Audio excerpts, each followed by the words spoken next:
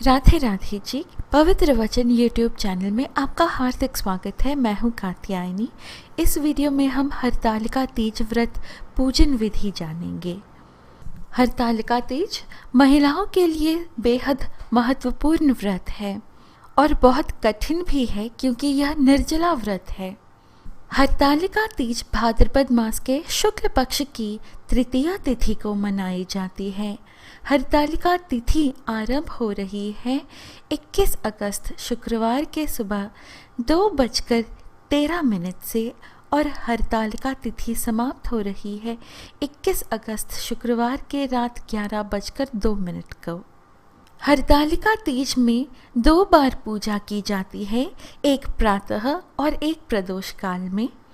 प्रातः काल हरतालिका पूजा मुहूर्त है सुबह के 5:54 से लेकर सुबह के 8:30 तक। यहाँ पूजा के लिए करीब 2.5 घंटे की अवधि है। प्रदोष काल हरतालिका पूजा मुहूर्त है शाम के 6:54 से लेकर रात के 9:06 तक। यहाँ पूजा के लिए करीब 2 घंटे की अवधि है। हरतालिका तीज का व्रत सुहागिन महिलाएं, अविवाहित कन्याएं और जो कन्याएं जिनके विवाह में विलंब आ रही हो रख सकती हैं। यह व्रत सुहागिन महिलाएं पति की लंबी आयु के लिए रखती हैं।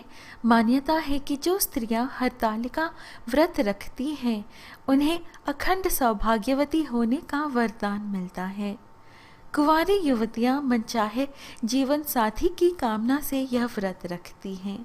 साथ ही जिन कन्याओं का विवाह लंबे समय से नहीं हो पा रहा है वे भी अगर हरतालिका तीज व्रत रखती हैं तो जल्द ही उनके विवाह के योग बन जाते हैं। हरतालिका में हरित का मतलब होता है हरण और आलिका का मतलब है सखी, सहेली, अर्थात सखी का हरण करना। मान्यता है कि देवी पार्वती जी की सहेली उन्हें उनके पिता के घर से हर कर घनघोर जंगलों में ले आई थी, इसलिए इस दिन को हरतालिका कहते हैं।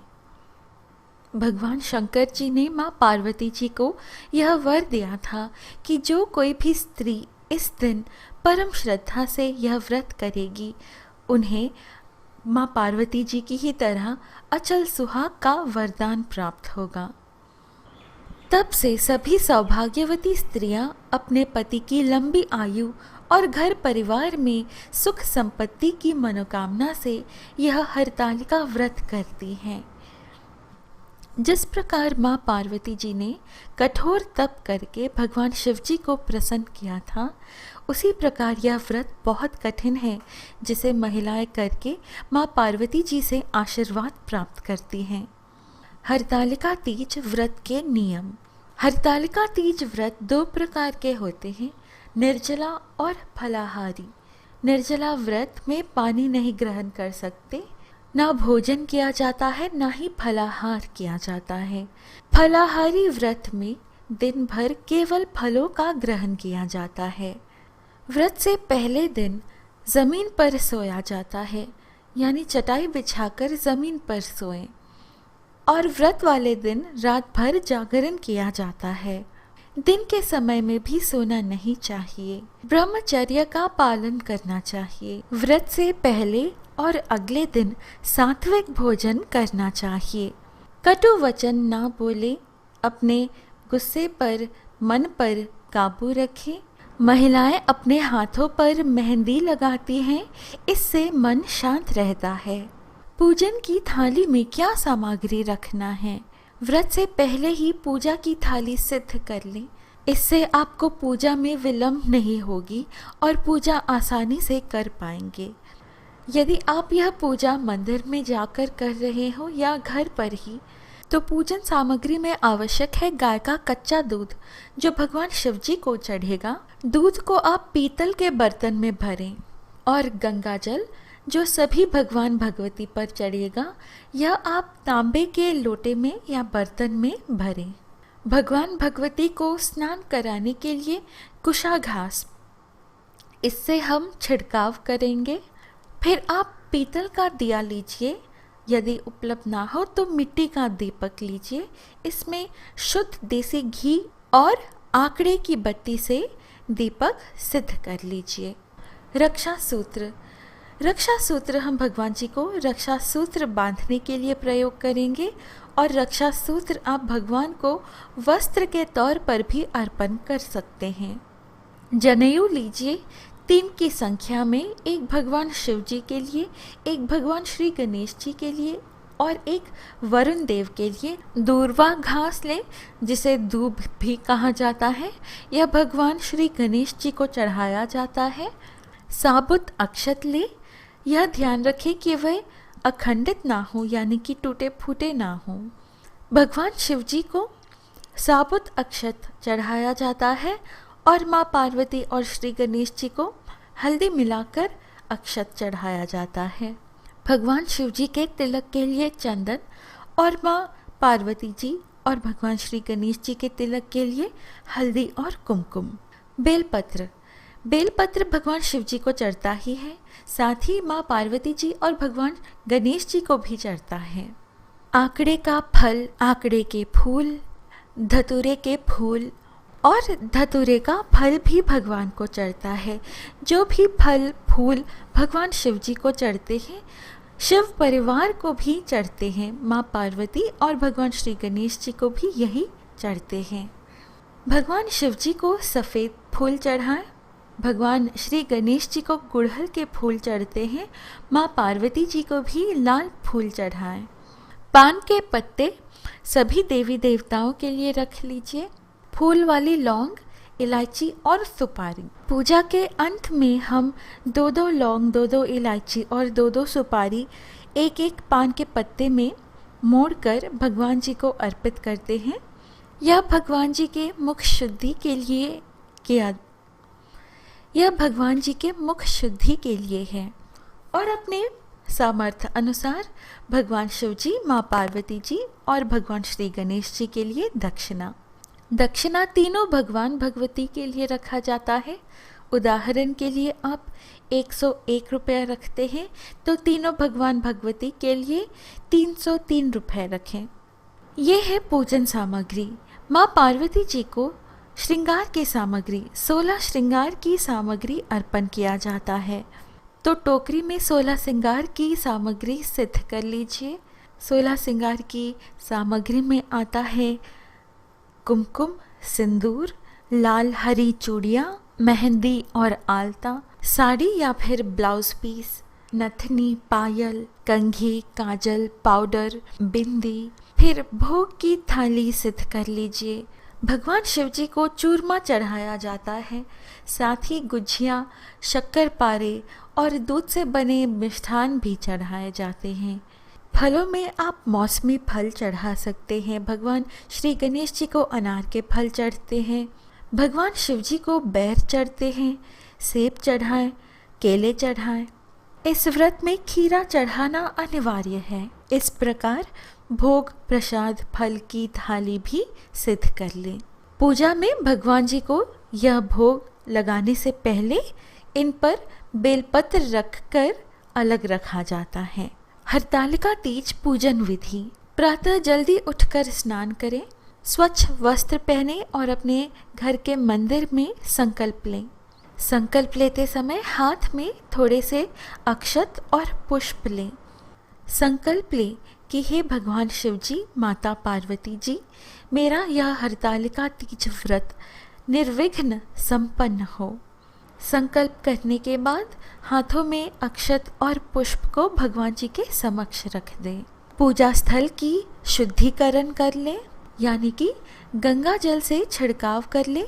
छिड़काव करने के लिए कुशा घास का प्रयोग कर सकते हैं। चौकी सिद्ध कर लीजिए। लकड़ी के पाटे पर लाल रंग का वस्त्र बिछा दीजिए। पूजा में सबसे पहले दीपक प्रज्वलित कर लें, क्योंकि हम अग्नि को साक्षी मानकर पूजा आरंभ करेंगे।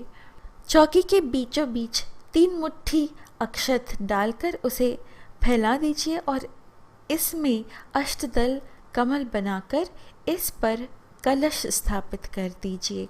मिट्टी से बने भगवान शिव जी और माता पार्वती जी की पूजा की जाती है इस दिन। अब थोड़े से अक्षत डालकर उस पर पान का पत्ता बिछाकर इस पर माँ पार्वती जी और श्री गणेश जी को स्थापित करें। इसी प्रकार भगवान शिव जी को भी स्थापित करें।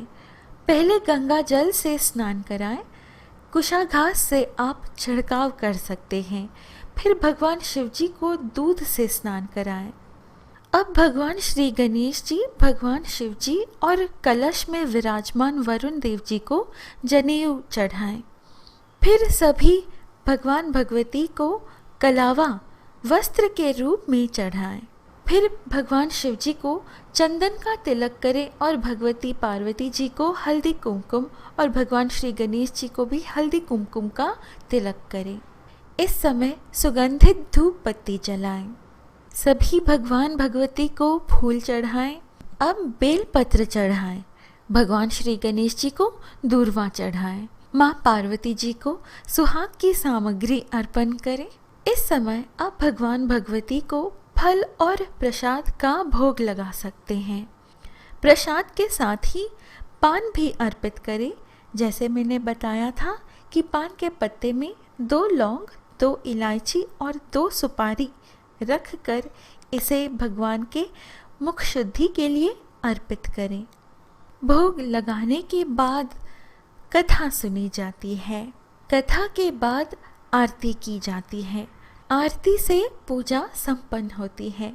प्रसाद का एक हिस्सा आप अलग से स्वयं के लिए रख लीजिए, जो आप पारण के समय ग्रहण करें, और बाकी हिस्सा आप ज़रूरतमंद में अवश्य बांट दें। इसी प्रकार आप दिन में दोनों बार पूजा करें, जिस प्रकार शुभ मुहूर्त बताया गया है, प्रातः और प्रदोष काल में। प्रदोष पूजा से पहले भी स्नान करना अनिवार्य है। प्रदोष पूजा के बाद पतिदेव की पूजा भी की जाती है। पतिदेव भी पूजा से पहले स्नान करें। पतिदेव आसन ग्रहण करें। फिर आप उन्हें तिलक करें, रक्षा सूत्र बांधें और फल और फूल उनके हाथों में अर्पित करें। फिर उनकी आशीर्वाद लें। इस प्रकार पूजा संपन्न होती है। रात भर जागरण करना चाहिए। दिन में भी सोना वर्जित है। यदि आपने फलाहारी व्रत रखा है तो प्रदोष पूजा के बाद आप व्रत का पारण कर सकती हैं, किंतु रात भर जागरण अनिवार्य है। यदि आपने निर्जला व्रत रखा है तो दिन भर आप तो ना भोजन ग्रहण करेंगे, ना फलाहार, और ना ही पानी का एक बूंद भी ग्रहण करेंगे। 5:30 से 7 के भीतर ही व्रत का पारण करना चाहिए। व्रत का पारण करने से पहले भगवान भगवती का पूजन करना अनिवार्य है, तभी आप प्रसाद ग्रहण करके व्रत का पारण करेंगी। व्रत का पारण करने के बाद भगवान भगवती के मूर्तियों का विसर्जन कर दें। माता को चढ़ाया गया सुहाग की सामग्री का दान कर दें। इस प्रकार हरतालिका तीज का व्रत संपन्न होता है। अब जान लीजिए एक अहम बात, अशुद्ध अवस्था में व्रत ना करें। एक बार यह व्रत रखा है तो हर साल इस व्रत को रखना होता है, किंतु यदि इस साल अशुद्ध अवस्था में है तो व्रत अगले साल रखें। अशुद्ध अवस्था में पूजा की कोई भी सामग्री ना छुएं और किसी अन्य का दिया गया प्रसाद भी ग्रहण ना करें। सखियों, ये है आज की प्रस्तुति। आशा है आपको यह वीडियो अच्छी लगी। इस प्रकार के और वीडियोस पाने के लिए कृपया हमारे YouTube चैनल पवित्र वचन को सब्सक्राइब करें। मिलेंगे अगले वीडियो में। जय शिव शंभो, जय माँ पार्वती, जय श्री गणेश देवा।